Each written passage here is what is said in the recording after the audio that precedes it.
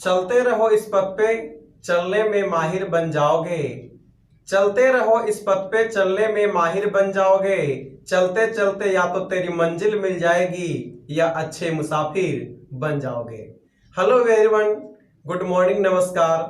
मैं हूं Roshan Singh. Catholic education hub में आप सभी का स्वागत है। पिछली जो 2 वीडियो हमने अपलोड किया था उसमें बहुत सारे लोगों का बहुत सारा प्यार मिला। बहुत सारे लोगों ने लाइक किया, चैनल को सब्सक्राइब किया, शेयर किया। कुछ लोगों ने इतना बढ़िया कमेंट किया कि वाकई दिल को छू गया। बहुत सारे विद्यार्थियों का मैसेज आ रहा था कि सर, भारतीय संविधान के अलावा और कोई विषय को प्रारंभ किया जाए, तो कौन सा विषय को प्रारंभ किया जाए आप लोग कमेंट बॉक्स में जरूर लिखें। आपके अनुसार अगला पेपर को हम प्रारंभ करेंगे। आज जो क्लास में हम प्रारंभ करेंगे वो भारतीय संविधान का भाग 1 प्रारंभ करेंगे। जैसा कि आप जानते हैं कि भारतीय संविधान में कुल भाग का जो संख्या है वो 22 है। 22 भाग हम लोग को पढ़ना है और इन 22 भागों में एक एक भाग करके हम लोग खूब बढ़िया से पढ़ेंगे। सभी भाग का अलग अलग विषय है। तो आज की क्लास जो हम प्रारंभ करने वाले हैं वो भारतीय संविधान का भाग 1 प्रारंभ करेंगे।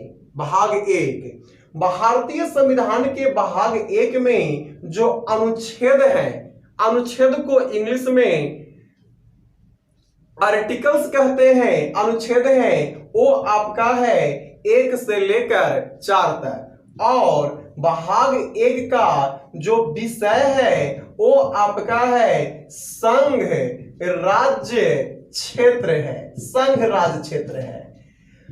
अब इसी में आपको खूब बढ़िया से अध्ययन करना है कैसे कैसे क्या हुआ नहीं हुआ। भारत में जितने भी राज्य हैं और जितने भी केंद्र शासित प्रदेश हैं, भारत में जितने भी राज्य हैं और जितने भी केंद्र शासित प्रदेश हैं, वो सभी का गठन कैसे हुआ, कब हुआ, इस सभी बात का जो व्याख्या किया गया है वो भारतीय संविधान के भाग कितना में किया गया है? 1 में किया गया है। जैसा कि आप जानते हैं आज के समय में भारत में कुल राज्यों का जो संख्या है वो 28 है और भारत में कुल केंद्र शासित प्रदेशों का जो संख्या है वो केवल 8 है। पहले 7 केंद्र शासित प्रदेश थे, फिर बढ़कर 9 केंद्र शासित प्रदेश हो गए, फिर घटकर केंद्र शासित प्रदेश कितना हो गए? 8 हो गए। जबकि भारत में पहले 28 राज्य थे, फिर बीच में 29 राज्य हुए और फिर वर्तमान में कितने राज्य हैं? 28 राज्य हैं। इन सभी राज्यों और केंद्र शासित प्रदेशों का गठन कैसे हुआ, कब हुआ, ये सभी बातों का जो चर्चा किया गया है वो भारतीय संविधान के भाग 1 में किया गया है। भारतीय संविधान के भाग 1 में जो 4 गो अनुच्छेद है, ये चारों अनुच्छेद को खूब बढ़िया से हम लोग अध्ययन करेंगे कि कौन सा अनुच्छेद में किस बात का प्रावधान किया गया है। सबसे पहले अगर हम बात करें अनुच्छेद की तो भारतीय संविधान में सबसे पहले अनुच्छेद 1 आएगा और भारतीय संविधान के अनुच्छेद 1 में लिखा गया है भारत। इंपॉर्टेंट बात है, भारत अर्थात, भारत अर्थात इंडिया। भारत अर्थात इंडिया राज्यों का संघ होगा। राज्यों का संघ होगा, राज्यों का संघ होगा। सीधा प्रश्न आता है कि भारतीय संविधान के भाग 1 में क्या लिखा गया है, तो बोला राज्यों का संघ, भारत अर्थात इंडिया। ये इंडिया जो शब्द है भारतीय संविधान में भारत के लिए कौन सा शब्द का प्रयोग किया गया, तो सीधा उत्तर बोलना है इंडिया शब्द का प्रयोग किया गया। जबकि भारत को इंडिया कहने वाले जो लोग थे यूनानी लोग थे। जब यूनानी लोगों ने भारत पर आक्रमण किया था उसी समय भारत को क्या कहा? इंडिया। और यही इंडिया शब्द का प्रयोग संविधान में किया गया। तो भारत अर्थात इंडिया राज्यों का संघ होगा, वो लिखा गया है भारतीय संविधान के अनुच्छेद कितना में? 1 में लिखा गया है। अब हम लोग देखें भारतीय संविधान का अनुच्छेद 2। भारतीय संविधान का जब अनुच्छेद 2 की हम लोग बात करें, भारतीय संविधान की भाग अनुच्छेद 2 का, तो जब अनुच्छेद 2 हम लोग पढ़ेंगे तो खूब बढ़िया से एक बात हम लोग सीखें। अब इसमें कुछ बात इस प्रकार है, सबसे पहले अनुच्छेद 2 में बस एक एक शब्द पकड़ लेना है और आपका आर्टिकल्स क्लियर हो जाएगा। 2 में पकड़ना है प्रवेश शब्द को, ध्यान में रखना है प्रवेश शब्द को। और जो अनुच्छेद 3 होंगे, अनुच्छेद 3 में निर्माण शब्द का प्रयोग करना है। और भारतीय संविधान के जो अनुच्छेद 4 है, 4 में परिवर्तन शब्द को पकड़िएगा, परिवर्तन शब्द को। बस इस 3 को शब्द पकड़ें और आपका क्लियर हो जाएगा। अब ऐसे याद करना है कि अगर किसी व्यक्ति के अंदर कोई वायरस प्रवेश कर जाता है तो रोग का निर्माण होता है, रोग का निर्माण होता है। और जब रोग का निर्माण होता है तो 2, 4, 5, 6 हॉस्पिटल में परिवर्तन हो जाता है। बस फिट हो गया कि नए राज्यों का प्रवेश संबंधी प्रावधान अनुच्छेद कितना में? 2 में। और नए राज्यों का निर्माण संबंधी प्रावधान कितना में? 3 में। और वर्तमान राज्य के नाम सीमा क्षेत्र में परिवर्तन कितना में? 4 में। और हमेशा ध्यान रखना है कि निर्माण होगा, प्रवेश होगा, परिवर्तन होगा, ये सभी करने का जो अधिकार दिया गया है वो किसके पास है? संसद के पास। संसद को ही अधिकार दिया गया है कि भारत के किसी राज्य के नाम में, सीमा में, क्षेत्र में कुछ में भी परिवर्तन करना हो तो कौन करेगा? संसद। तो ध्यान रखना है कि भारतीय संविधान के अनुच्छेद 1 भारत अर्थात इंडिया राज्यों का संघ होगा। 2 में नए राज्यों का प्रवेश संबंधी प्रावधान कि भारतीय सीमा के बाहर कोई अगर क्षेत्र है और इस क्षेत्र को भारतीय सीमा में एंट्री करवाना है, प्रवेश करवाना है, तो प्रवेश कौन करवाएगा? संसद करवाएगा। अनुच्छेद कितना में लिखा गया है? 2 में लिखा गया है। 3 में कहता निर्माण, जैसा कि आपको पता है कि बिहार से टूटकर एक नया राज्य का निर्माण हुआ था, उस राज्य का नाम है क्या? झारखंड। या करंट अफेयर्स में देखेंगे हम लोग, आगे सब चर्चा होने वाली है कि आंध्र प्रदेश से विभक्त होकर एक नया राज्य का निर्माण हुआ था और उस राज्य का नाम था तेलंगाना। तो ये जो टूटकर अलग राज्य बना, ये जो टूटकर अलग राज्य बना, ये निर्माण हुआ। और अगर कोई बाहर में कोई है, इसको अगर अंदर करवाना है तो प्रवेश, तो बाहर वाला जब अंदर होगा तो अनुच्छेद 2। और भारत के अंदर राज्य है और ये राज्य आपस में टूटकर अलग राज्य का निर्माण करता है तो निर्माण और परिवर्तन समझ ही रहे कि नाम सीमा क्षेत्र में परिवर्तन करना हो, अनुच्छेद कितना में? 4 में। अब यहां पर कुछ बात है वो बहुत ही इंपॉर्टेंट है। अब यहां से आपका जो लेवल है वो थोड़ा बढ़ेगा। ये तो छोटी सी बेसिक सी बात थी, इसको हम लोग कर लिए। अब यहां से लेवल आपको बढ़ाएं तो इसका लेवल जो बढ़ाते हैं तो यहां पे आपका चलेगा आजादी के समय भारत की स्थिति। आजादी के समय भारत की स्थिति कि जब भारत को आजादी मिली थी तो उस समय भारत का कंडीशन क्या था? उस समय भारत का कंडीशन था कि भारत में कई देशी रियासत थे, देशी रियासत थे। और आजादी के समय भारत में कुल जो देशी रियासत का संख्या था वो आपका संख्या था 552। इस सभी देशी रियासत को अंग्रेजों ने स्वतंत्र कर दिया और बोला कि तुम भी अपने अपने देशी रियासतों में संविधान का निर्माण कर सकते हो, अपना अपना स्वतंत्र रूप से जी सकते हो। सभी को स्वतंत्र कर दिया। अब भारत में 552 देशी रियासत है, ये सभी में आपस में फूट हो गई। जब आपस में फूट हुई तो कई प्रकार का समस्या उत्पन्न होना प्रारंभ कर दिया। उस समय एक व्यक्ति बहुत इंपॉर्टेंट उभर कर आते हैं जिनको लौह पुरुष के नाम से भी जाना जाता है, सरदार वल्लभ भाई पटेल। वल्लभ भाई पटेल को सरदार की उपाधि बारदोली की महिलाओं ने दी थी। जब 1928 में बारदोली आंदोलन चल रहा था, उसी बारदोली आंदोलन के समय बारदोली की महिलाओं ने वल्लभ भाई पटेल को सरदार की उपाधि दी थी। और वही वल्लभ भाई पटेल ने इस सभी देशी रियासत को भारतीय संघ में मिलाने का कार्य किया। सीधा प्रश्न आता है कि जब देशी रियासत विभक्त हो गया था तो सभी देशी रियासत को मिलाने वाले व्यक्ति कौन है? तो उस व्यक्ति का नाम आता है वल्लभ भाई पटेल। सरदार वल्लभ भाई पटेल एक ऐसे महापुरुष उभर कर सामने आए जो एक पूरे देश को बचा लिए और सभी को एकजुट कर दिए। यही वल्लभ भाई पटेल का मूर्ति गुजरात में नर्मदा नदी के किनारे बनाया गया है, जिसको स्टैचू ऑफ यूनिटी कहते हैं। कहत कि दुनिया का सबसे ऊंची मूर्ति कौन है? तो बोला स्टैचू ऑफ यूनिटी। और स्टैचू ऑफ यूनिटी जो मूर्ति है वो बोलो किसका है? तो बोला सरदार वल्लभ भाई पटेल का है। तो वल्लभ भाई पटेल के सहयोग से सभी देशी रियासत को भारतीय संघ में मिला लिया गया। लेकिन 3 देशी रियासत ऐसे थे जो भारतीय संघ में मिलने से इनकार कर दिया।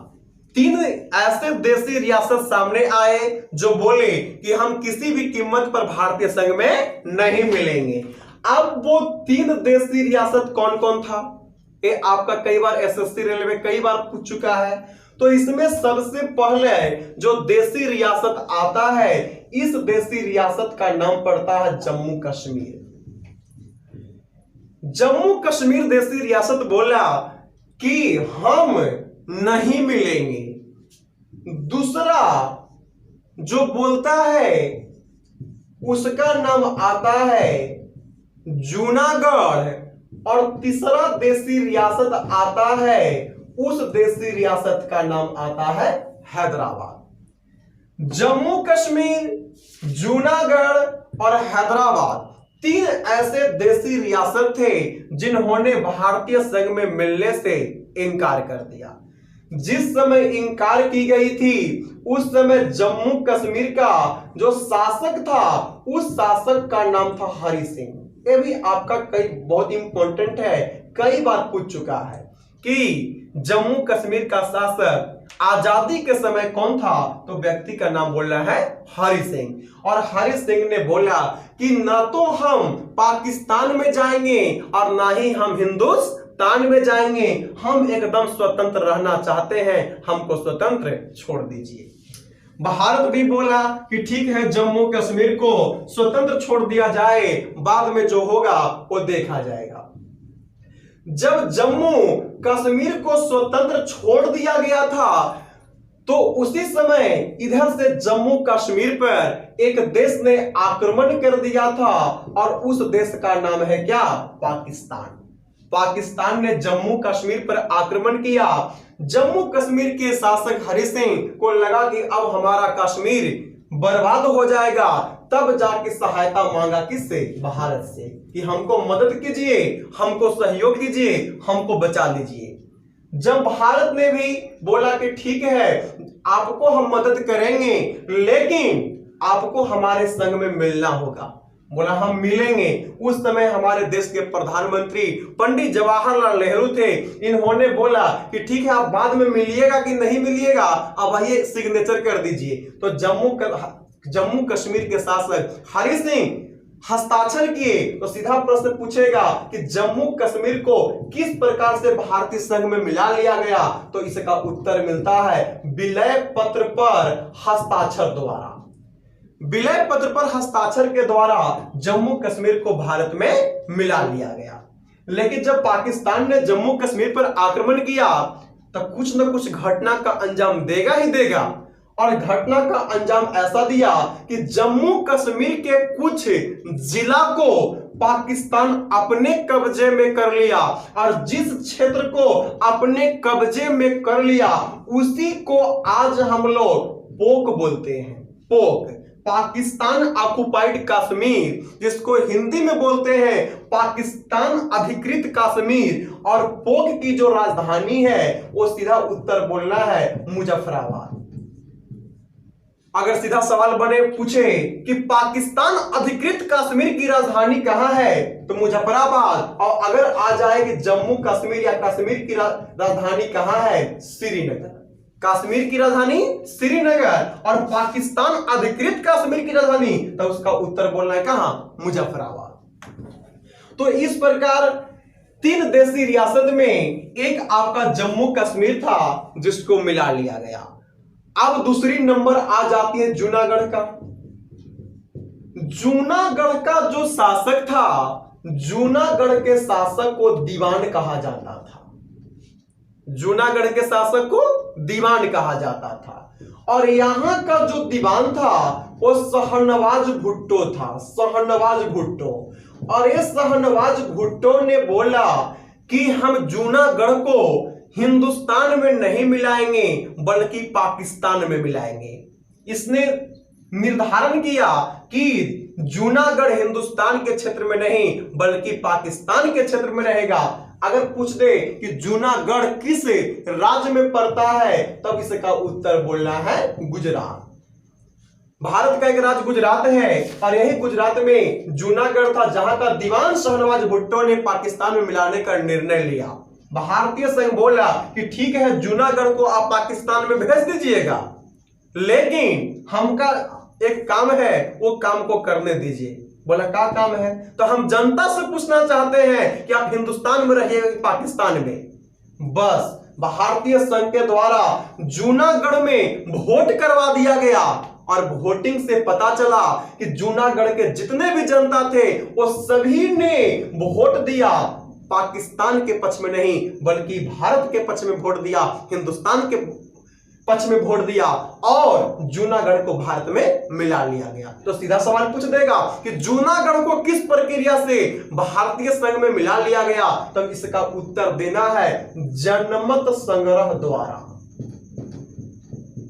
जनमत संग्रह, जन के मतलब जनता और मत के मतलब वोट और संग्रह के मतलब एकत्रित, यानी जनता के वोट का संग्रह किया गया, एकत्रित किया गया और जूनागढ़ को भारत में मिला लिया गया।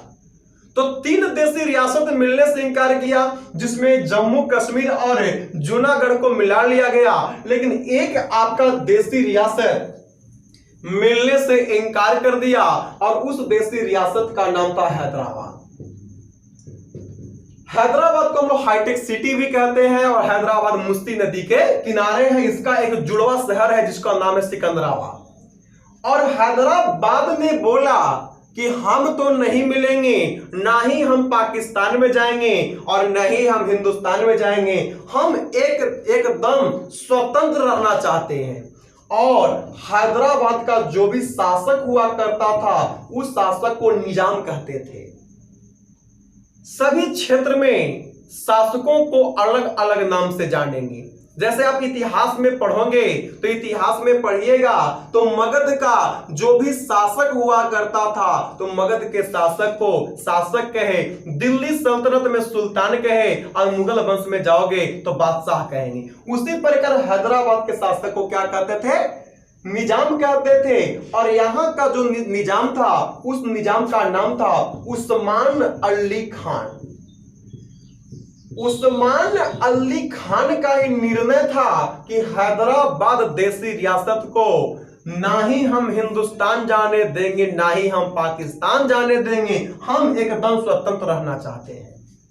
तब भारतीय संघ ने अपना प्रशासन को, अपना पुलिस को भेजा और बोला कि जाके पूछिए वहां के निजाम से कि भारत में मिलता है या नहीं। अगर मिलता है, अगर हाँ कहता है तो ठीक है और नहीं तो जितना आपको प्रक्रिया करना है वो प्रक्रिया करके चल आइएगा। बस भारतीय पुलिस पहुंचता है निजाम के पास। अब बस दुइये को विकल्प दिया कि भारत के संघ में आप मिलना चाहते हैं, हाँ या ना। तो भाई पुलिस की जब बारी आती है तो बढ़िया बढ़िया का दिल कांप जाता है। बस पुलिस को देखा और निजाम उस्मान अली खान ने बोला कि हाँ हम भारतीय संघ में मिलेंगे। सीधा सवाल पूछ देगा कि हैदराबाद देशी रियासत को भारतीय संघ में किस प्रक्रिया से मिलाया गया था, तो इसका उत्तर बोलना है पुलिस कार्रवाई द्वारा।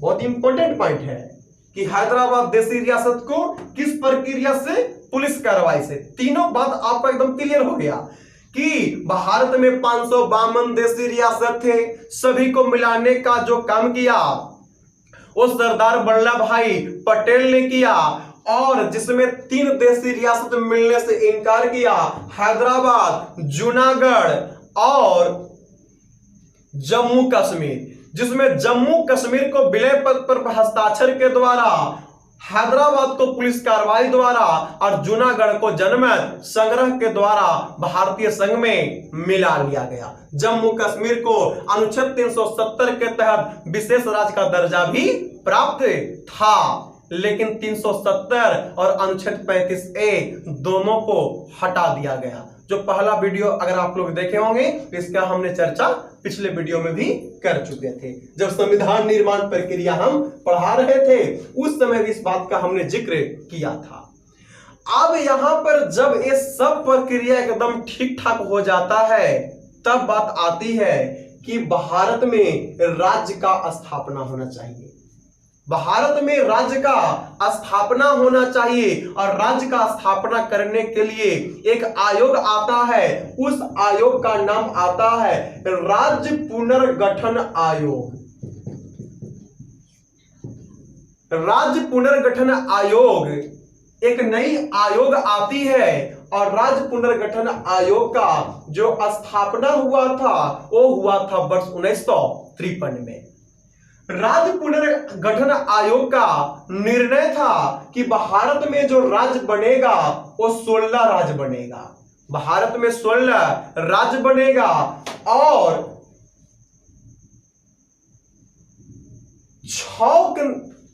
3 केंद्र शासित प्रदेश बनेगा। भारत में 16 राज्य और 3 केंद्र शासित प्रदेश बनेगा। लेकिन संविधान में एक संशोधन हुआ, 7वां संविधान संशोधन। और 7वां संविधान संशोधन जो हुआ था वो हुआ था वर्ष 1956 में। और 7वां संविधान संशोधन 1956 के तहत निर्णय किया गया कि भारत में 16 राज्य नहीं बनेगा बल्कि कितने बनेंगे, 14 राज्य बनेंगे और 3 केंद्र शासित प्रदेश नहीं बल्कि कितना, 6 केंद्र शासित प्रदेश बनेगा। जब राज्य पुनर्गठन आयोग का स्थापना हुआ तो इसमें सबसे पहला इंपॉर्टेंट बात है जो अध्यक्ष आता है और दूसरा इंपॉर्टेंट बात है जिसको सदस्य आता है। कि राज्य पुनर्गठन आयोग का अध्यक्ष कौन था, तो राज्य पुनर्गठन का आयोग का जो अध्यक्ष था उस व्यक्ति का नाम था फजल अली। फजल अली राज्य पुनर्गठन आयोग का अध्यक्ष था और इसमें सदस्यों का संख्या 2 का ही जिक्र किया गया है, जिसमें एक व्यक्ति है जिनका नाम है के.एम. पनिकर और दूसरा जो व्यक्ति आते हैं उस व्यक्ति का नाम आता है हृदयनाथ कुंजरू। अध्यक्ष पूछे कि राज्य पुनर्गठन आयोग का अध्यक्ष कौन था, फजल अली। सदस्य कौन कौन था, तो एक था के.एम. पनिकर और एक था हृदयनाथ कुंजरू था। तो ये आपका भारतीय संविधान के भाग 1 में कुछ प्रक्रिया देखे। अब यहां के बाद हम लोग देखेंगे कि कौन कौन सा राज्य का गठन कब किया गया और कैसे किया गया और कौन कौन सा राज्य का गठन कब किया गया, कैसे किया गया, कौन संविधान संशोधन हुआ, भारत कब, बिहार कब अलग हुआ, बिहार से उड़ीसा कब अलग हुआ, बिहार से झारखंड कब अलग हुआ, कौन सा राज्य कब बना, दिल्ली को एनसीआर कब घोषित किया गया। ये सभी प्रकार का जो वीडियो देखेंगे वो हम लोग क्लास करेंगे, वो अगली वीडियो मिलेगा। आज तक के लिए इतना ही, धन्यवाद।